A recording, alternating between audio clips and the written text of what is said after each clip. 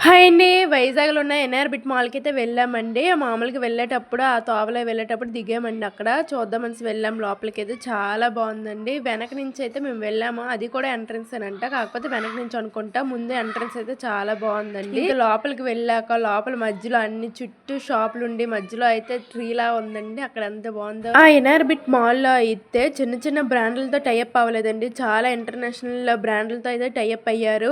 ఇంకా మేము వెళ్ళేసరికి చాలా ఇంకా ఓపెన్ అవ్వాల్సినవి ఉన్నాయన్నీ. కొన్నే ఓపెన్ అయ్యాయి. ఇంకా ఓపెన్ అవ్వలేదు. ఇంకా మామూలు స్టార్ట్ చేశారు. ఆల్రెడీ బంగారం కూడా సేల్ చేస్తున్నారంటండి. బంగారం అయితే చాలా మంది కొన్నారండి. ఇంకా బ్రాండ్లు అయితే ఓపెన్ అవ్వాల్సిన చాలా ఉన్నాయండి. ఇంకా ఓపెన్ అవ్వలేదు. హిమాలయ, లెన్స్కార్ట్ చాలా ఉన్నాయండి. పెద్ద పెద్ద ఇంటర్నేషనల్ బ్రాండ్సే ఉన్నాయి. ఇంకా స్కిన్ ప్రోడక్ట్లు కూడా ఉన్నాయి. థియేటర్ అలాంటివన్నీ ఉన్నాయండి. ఇంకా ఓపెన్ అవ్వలేదు అవి అయితే. ఇంకా మ్యూజిక్ సిస్టమ్ అవన్నీ ఉన్నాయండి. ఇంకా మేము వెళ్ళేసరికి స్టార్ట్ చేయలేదు. స్టార్ట్ చేస్తారంటే ఇంకా చాలా ఉన్నాయండి. చాలా చూడడానికి ఉన్నాయి. ఇంకా మేము కొన్ని చూసేసి వచ్చేసాము. మాకు చూడడానికి అయితే అవ్వలేదు చిన్నపిల్లలతోని. ఇది మధ్య తరగతి వాళ్ళకి సెట్ అవ్వదు అనుకుంటున్నానండి. ఎందుకంటే మాల్ చూస్తేనే ఇలా ఉంది కదా, అక్కడ రేట్లు కూడా అలానే ఉంటాయి అనుకుంటున్నానండి. మీరేమనుకుంటున్నారో కామెంట్ చేయండి. మీరు ఎప్పుడైనా ఈఎన్ఆర్‌బిట్ మాల్కి వెళ్ళారా? కామెంట్ చేయండి. వీడియో నచ్చితే లైక్ చేయండి, షేర్ చేయండి, సబ్స్క్రైబ్ చేయండి. అలాగే